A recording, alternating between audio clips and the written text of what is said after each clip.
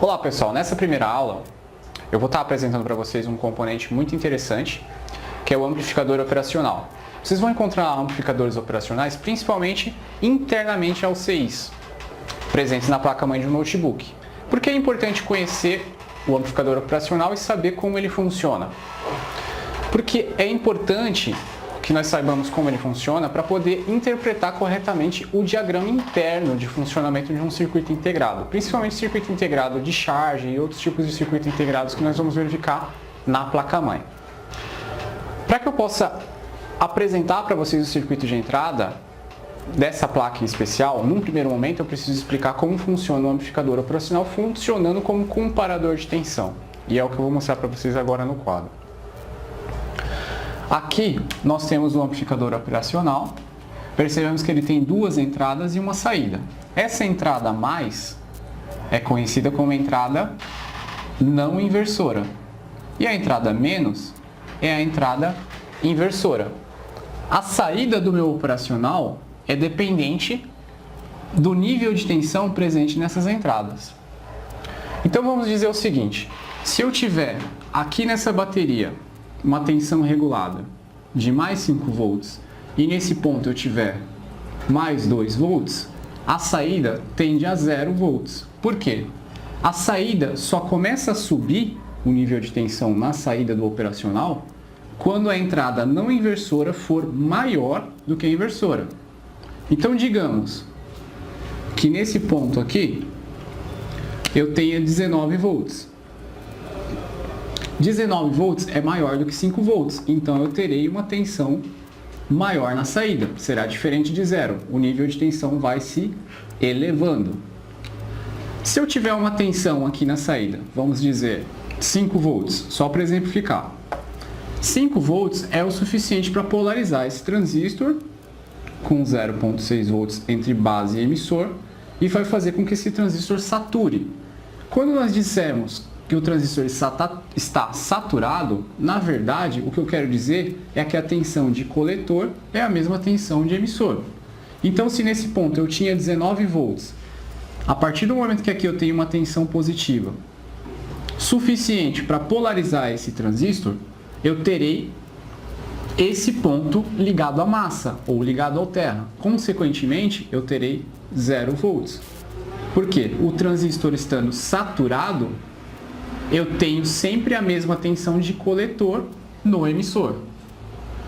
Então, mesmo que eu tenha um potencial de 19 volts aqui, a partir do momento que esse transistor saturar, eu terei, na verdade, nesse ponto 0 e nesse ponto também 0 volts.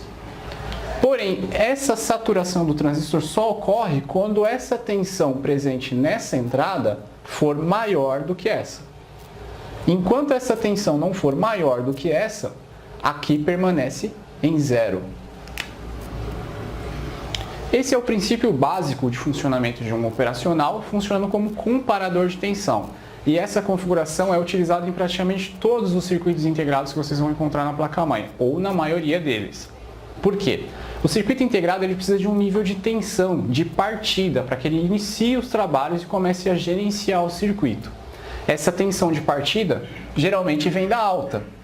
Então vamos dizer que internamente o nosso circuito integrado, através de um regulador interno, cria uma tensão de referência nessa porta, por exemplo, 2,5 volts.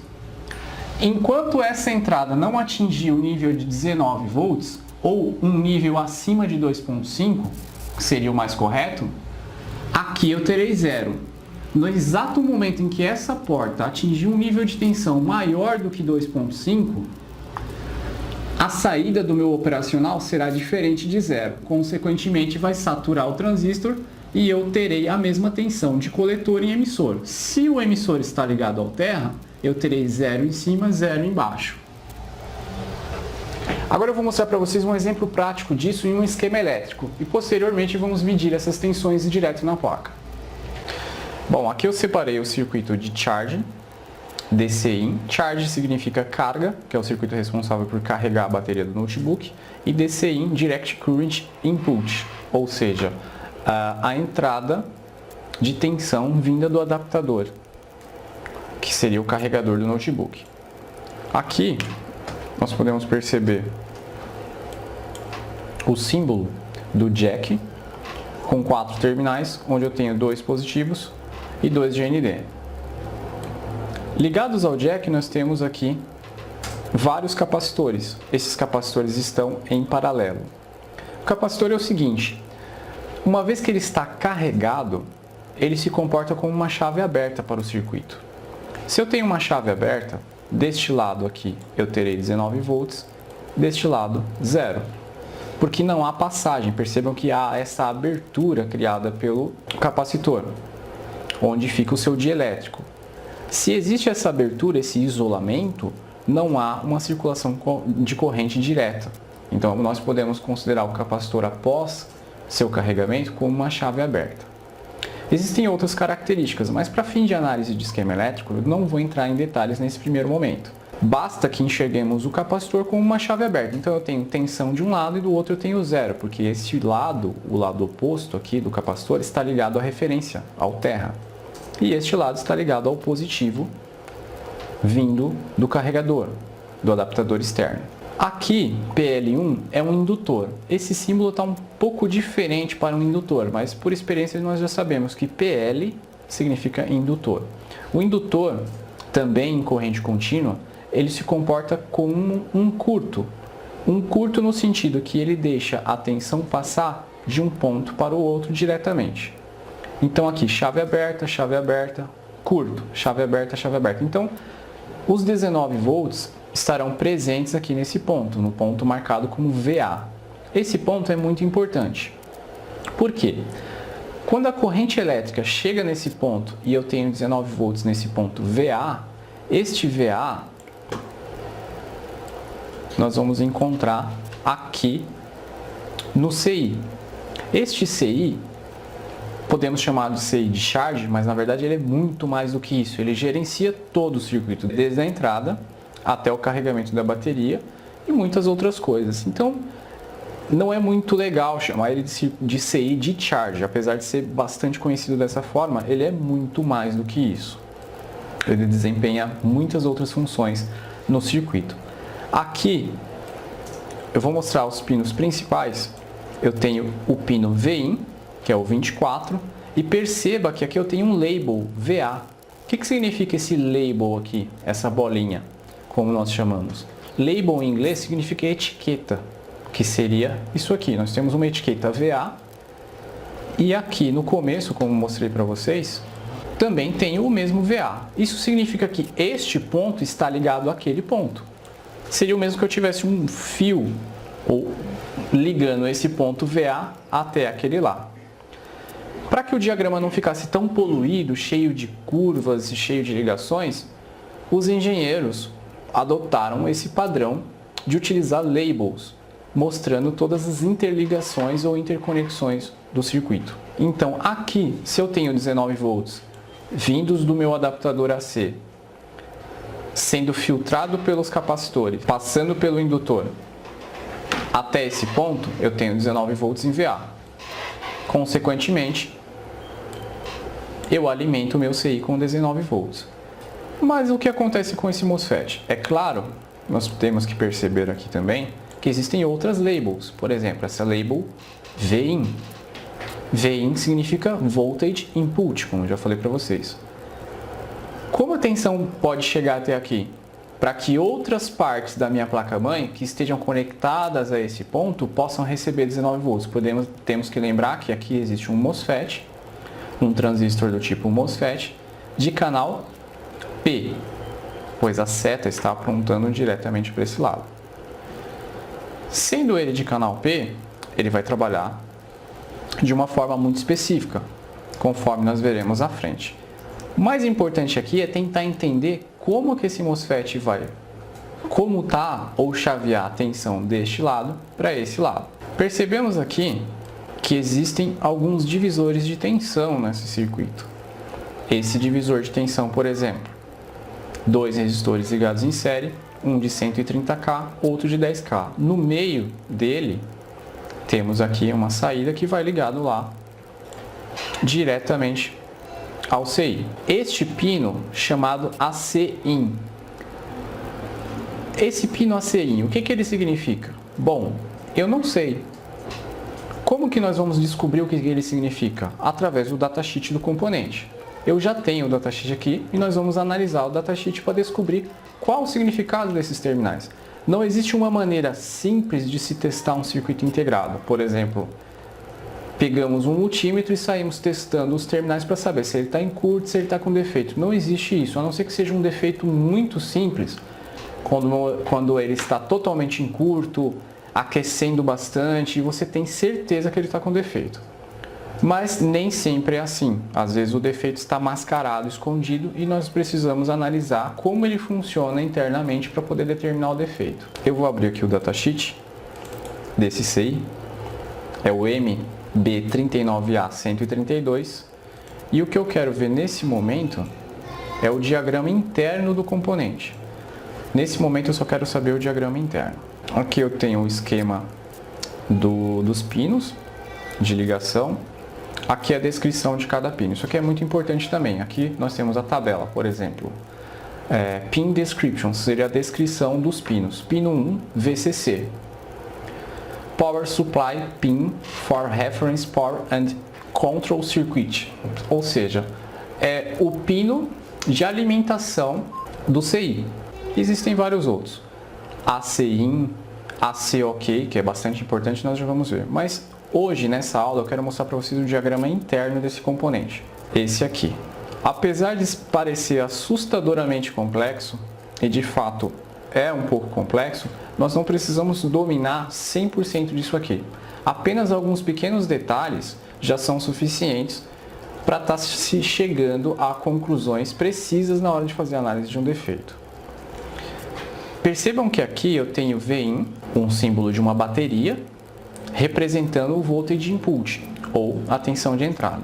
A partir dessa bateria, então a tensão vem até aqui, passa por esse divisor resistivo. Não tem uma numeração aqui, uma referência do valor dos resistores, porque esse esquema aqui é um esquema para simplificar o funcionamento. Então este é um dos divisores, esse daqui nós não veremos hoje, mas nós vamos ver este daqui, que é o responsável pelo AC-OK. AC-OK indica que o adaptador está conectado corretamente ao notebook, ele está recebendo alimentação e todas as tensões estão ok, ele está pronto para começar a trabalhar. Então o notebook fica em stand-by, preparado para ligar, para liberar tensão para as outras fontes. Fonte de 5, fonte de mais 3 e por aí vai. Como funciona? Percebam aqui o amplificador operacional, aquele mesmo esquema que eu desenhei e expliquei no quadro. Como que ele vai funcionar? A porta inversora está ligada a uma tensão de referência interna ao CI. No datasheet, com certeza vai me informar qual é essa tensão, mas eu posso abstrair isso, eu não preciso saber essa tensão. Basta saber que esta daqui precisa ser uma tensão maior do que ela, para que aqui eu tenha um nível alto, suficiente para chavear esse transistor e colocar a tensão de AC-OK ligada ao terra, ligada à massa. Mas por que ligada à massa? Vamos pegar e vamos seguir daqui para cá para entender. Ligado à porta não inversora está o pino 4, AC-IN. E a partir do pino 4 nós temos um outro divisor de tensão. Esse ponto está ligado diretamente ao pino 24, Vin. Então, se aqui eu tenho 19 volts, por exemplo, nesse pino eu terei 19 volts, aqui, seguindo por essa malha, eu terei 19 volts, aqui um divisor de tensão. Então, a tensão aqui na saída deve ser diferente de 19. Diferente de 19, entrando através do pino 4, AC-IN, esta tensão precisa ser maior do que essa para que esse MOSFET, esse transistor, possa chavear o AC-OK ligando este ponto 5 à massa. Vamos verificar então, agora que nós já entendemos como o AC-OK funciona, eu vou mostrar para vocês lá no esquema elétrico. Então vamos procurar aqui o AC-OK. Percebam que essa linha ligada no AC-OK vem para cá, sobe até aqui nesse resistor. Esse resistor, ó, é um divisor de tensão, porque ele está ligado diretamente a esse lado. O terminal gate desse MOSFET está ligado entre os resistores. Então, a tensão presente na saída do divisor de tensão é exatamente a tensão que nós vamos encontrar no pino 4. Vamos supor que aqui na saída sejam 19 volts. E de fato é, porque se desse lado eu tenho 19 volts, a partir do instante em que esse gate aqui chavear o MOSFET, desse lado eu também terei 19. Consequentemente, eu terei uma tensão menor aqui entre o divisor de tensão, entre os dois resistores. Só que isso aqui só vai funcionar se o divisor de tensão estiver ligado à massa, se esse extremo estiver ligado à massa. Percebemos pelo esquema que ele não está ligado à massa ou ao terra, ele está ligado diretamente no AC OK do CI. E nós entendemos através da análise interna do circuito integrado que este pino aqui do divisor de tensão entra pelo pino AC OK e através daquele circuito ele vai ligado à massa, como nós podemos perceber. Olha o pino 5 aqui. No instante em que o ACin atinge nível suficientemente maior nessa porta do que o nível presente nessa porta, esse transistor vai chavear e este ponto vai ser ligado à massa. E é exatamente isso que precisa acontecer para que o divisor de tensão ligue-se à massa e eu tenha metade da tensão aqui. Metade não, na verdade nós vamos calcular aqui. Aqui eu tenho um resistor de 200K e outro de 100K. Esse aqui está bem fácil. O menor é o de 100K, eu atribuo a proporção de uma vez para ele. 200K é 2 vezes maior do que 100, então eu tenho um total de proporção de 3. Se eu tenho 19 dividido por 3, eu vou ter aproximadamente 6,3 volts nesse ponto. Consequentemente, é a mesma tensão presente em gate. O mais importante dessa aula de hoje é que vocês entendam que o divisor de tensão, para funcionar, para que tenha essa tensão de saída nesse nível, ele precisa estar uma extremidade ligada a um potencial mais positivo, nesse exemplo 19 volts, e o outro extremo ligado à referência, ligado ao terra.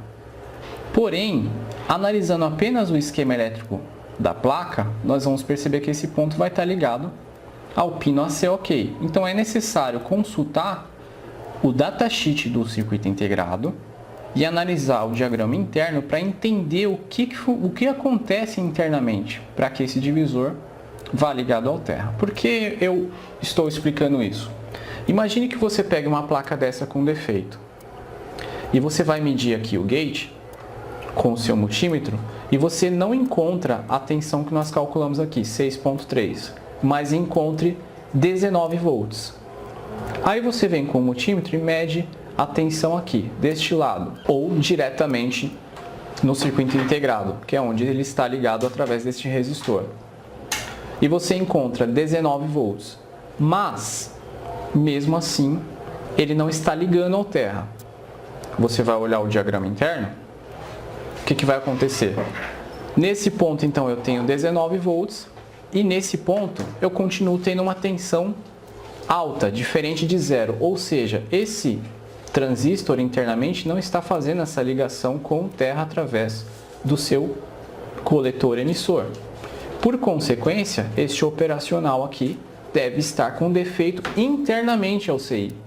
Então, através da medição de duas tensões, nós já conseguimos apontar um defeito interno no CI para providenciar a troca e, consequentemente, resolver o problema. Essa aula, apesar de parecer um pouco complexa, o objetivo dela é mostrar para vocês a importância de se entender um esquema elétrico e saber interpretar o funcionamento da placa para poder se analisar o defeito de maneira lógica e racional. Agora eu vou mostrar para vocês, diretamente na placa, a medição daquele ponto no pino gate, conforme nós podemos perceber aqui. Para mostrar para vocês que nós vamos encontrar exatamente no pino 4 o valor que foi calculado para esse divisor de tensão, formado pelo resistor PR121 e PR122. Bora para a bancada.